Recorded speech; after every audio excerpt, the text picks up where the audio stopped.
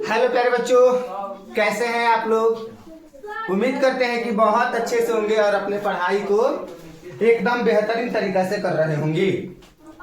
आज के क्लास में हम लोग क्लास 10th के जियोग्राफी यानी कि भूगोल का चैप्टर नंबर जो 3 है उसका नाम है निर्माण उद्योग। इस निर्माण उद्योग जो चैप्टर है, इस चैप्टर से जितने भी इंपॉर्टेंट ऑब्जेक्टिव क्वेश्चन पूछे जाते हैं आप लोगों के परीक्षा में, उस टोटल इंपॉर्टेंट ऑब्जेक्टिव क्वेश्चन को हम कराने वाले हैं। तो आप लोग क्लास में बबुआ शुरू से लेकर लास्ट तक धैर्य के साथ बने रहिए। अब आप लोगों की परीक्षा में ज्यादा समय नहीं है, पल पल पल पल कम हो रहा है, ठीक है। चलिए हम लोग क्या पढ़ने वाले हैं बाबू, आप लोग देख सकते हैं चैप्टर नंबर 3 निर्माण उद्योग, ठीक है। आप लोग देख सकते हैं सबसे पहला नंबर क्वेश्चन आप लोगों के सामने बताइएगा। सबसे पहला नंबर क्वेश्चन कह रहा है कि राउरकेला लौह इस्पात उद्योग है। बताइए राउरकेला लौह इस्पात उद्योग कहाँ पे है कि नहीं।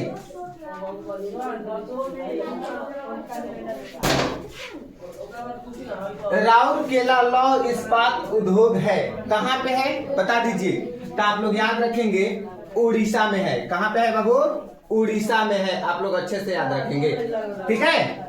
चलिए आगे बताना बबुआ ध्यान से। कह रहा है कि निम्नलिखित उद्योगों में कौन सार्वजनिक क्षेत्र से संबंधित है, यानी कि इनमें से वह कौन ऐसा उद्योग है जो सार्वजनिक क्षेत्रों से संबंधित है। तो आप लोग क्या बोलेंगे फटाफट से बता दीजिए। आप लोग बोलेंगे बोकारो लौह इस्पात उद्योग। बोकारो लौह इस्पात उद्योग बोलेंगे आप लोग, ध्यान से बताइएगा, ठीक है। चलिए आगे बढ़ते हैं। निम्नलिखित में से कौन छोटे पैमाने का उद्योग है, बताइए इनमें से कौन जो है छोटे पैमाने का उद्योग है। निम्नलिखित में से कौन छोटे पैमाने का उद्योग है। तो आप लोग याद रखेंगे खिलौना उद्योग जो है छोटे पैमाने का उद्योग है। खिलौना उद्योग जो है छोटे पैमाने का उद्योग है, आप लोग याद रखेंगे, ठीक है बाबू। चलिए आगे बताइएगा ध्यान से। कह रहा है कि निम्न में कौन उपभोक्ता उद्योग है। बिल्कुल इनमें से कौन जो है आपका उपभोक्ता उद्योग है कि नहीं। तो इसका भी उत्तर हो जाएगा यानी कि चीनी उद्योग। इसका उत्तर क्या हो जाएगा, चीनी उद्योग जो है उपभोक्ता उद्योग है। कैसा उद्योग है बाबू, चीनी उद्योग उपभोक्ता उद्योग है। आप लोग अच्छे तरीका से याद रखेंगे, ठीक है बाबू। चलिए आगे बताइएगा ध्यान से।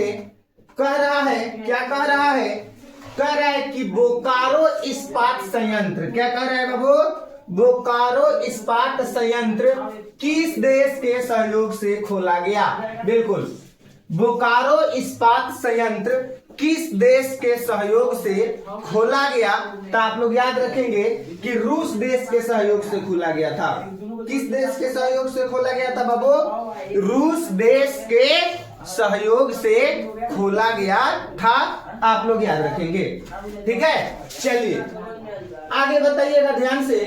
क्या कह रहा है, कह रहा है कि सीमेंट उद्योग का कच्चा माल क्या है। बिल्कुल सीमेंट उद्योग का कच्चा माल क्या है, आप लोग फटाफट से बताएंगे। तो सीमेंट उद्योग का कच्चा माल जो है आपका चुन्ना पत्थर हो जाएगा। क्या हो जाएगा, चुन्ना पत्थर हो जाएगा बाबू। आप लोग अच्छे से याद रखेंगे, ठीक है। चलिए आगे बताना बबुआ ध्यान से। भारत का प्रथम लौह इस्पात उद्योग है, मतलब कि भारत का सबसे पहले का लोहा के उत्पादन करने वाला उद्योग कौन है कि नहीं। तो आप लोग याद रखिएगा टाटा लौह और इस्पात कंपनी। कौन हो जाएगा, टाटा लौह एवं इस्पात कंपनी। आप लोग याद रखेंगे, ठीक है। चलिए आगे बताइएगा बाबू ध्यान से। क्या कह रहा है, कह रहा है कि Tata iron and steel company की स्थापना की गई। बिल्कुल, Tata iron and steel company की स्थापना कब की गई थी, है कि नहीं, कब की गई थी? तो आप लोग फटाफट से बताएंगे। 1907 ईस्वी में की गई थी। कब की गई थी बाबू? 1907 ईस्वी में Tata iron and steel company की स्थापना की गई थी। आप लोग याद रखेंगे, ठीक है। चलिए आगे बताएंगे, निम्नलिखित में कौन उद्योग कृषि पर आधारित नहीं है? यानी कि नहीं है कह रहा है, नहीं है, यानी कि इनमें से वह कौन ऐसा उद्योग है जो कृषि पर आधारित नहीं है कि नहीं? तो आप लोग याद रखेंगे, सूती वस्त्र उद्योग है कि नहीं? इसका उत्तर क्या हो जाएगा? यानी कि सीमेंट उद्योग। क्या हो जाएगा? सीमेंट उद्योग जो है कृषि पर आधारित नहीं है। आप लोग याद रखेंगे, बिल्कुल। चलिए अब देखिए बबुआ ध्यान से, नेपा नगर प्रसिद्ध है, मतलब कि जो नेपा नगर जो जगह है, नेपा नगर जो जगह है, वो जगह किस चीज के लिए प्रसिद्ध है? क्या चीज के लिए प्रसिद्ध है? वहां पे क्या मतलब कि किस चीज के लिए वो जाना जाता है? वहां पे किस चीज मतलब कौन सा चीज ज्यादा प्रचलित है? तो नेपा नगर अखबारी कागज के लिए प्रसिद्ध है। किसके लिए प्रसिद्ध है बाबू? अखबारी कागज के लिए प्रसिद्ध है। आप लोग याद रखेंगे, ठीक है बबुआ। चलिए आगे बताना ध्यान से।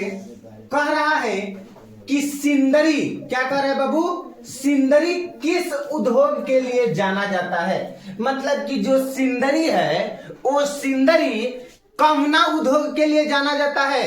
तो आप लोग याद रखेंगे बाबू कि उर्वरक उद्योग के लिए जाना जाता है।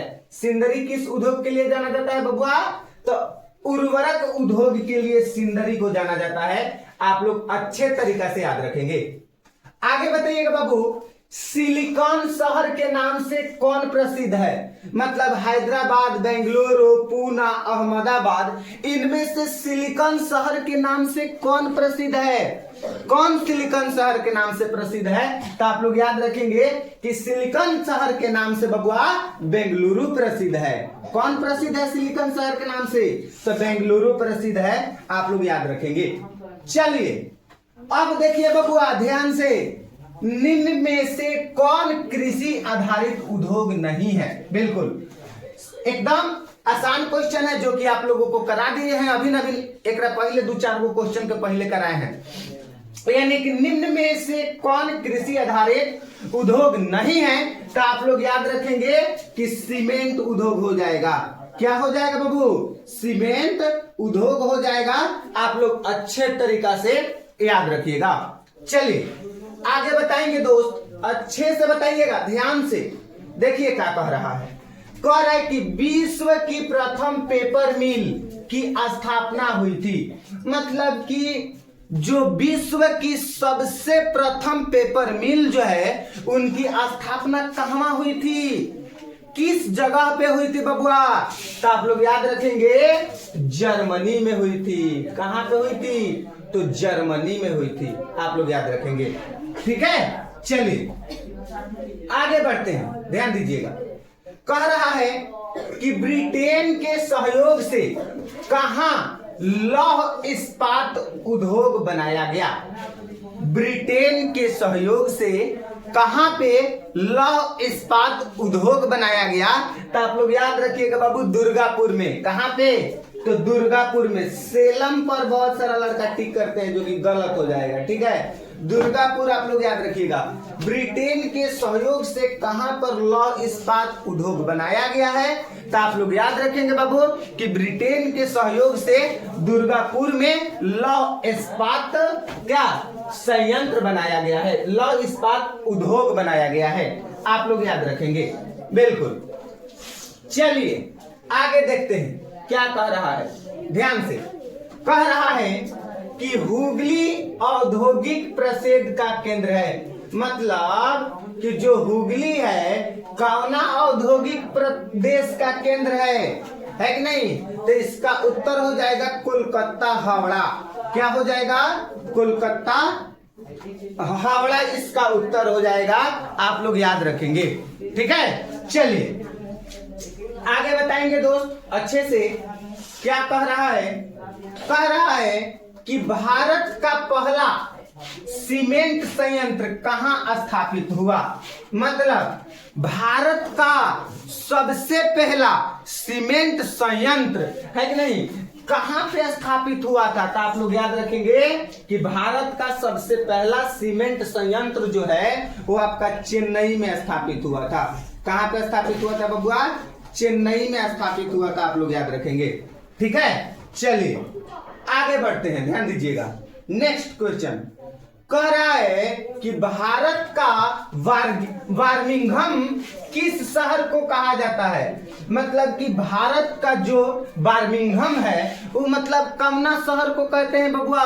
ध्यान से बताना। तो आप लोग याद रखेंगे बाबू, किस शहर को कहते हैं? तो जमशेदपुर को कहते हैं। किसको कहते हैं बाबू? जमशेदपुर को कहते हैं। आप लोग याद रखेंगे, बर्मिंघम जमशेदपुर को कहते हैं। आप लोग याद रखेंगे, बिल्कुल। चलिए आगे बताइएगा दोस्त। देखिए क्या कह रहा है? कह रहा है कि निम्न में से कौन कृषि आधारित उद्योग नहीं है? बिल्कुल, क्वेश्चन बार बार रिपीट हुआ है, ठीक है।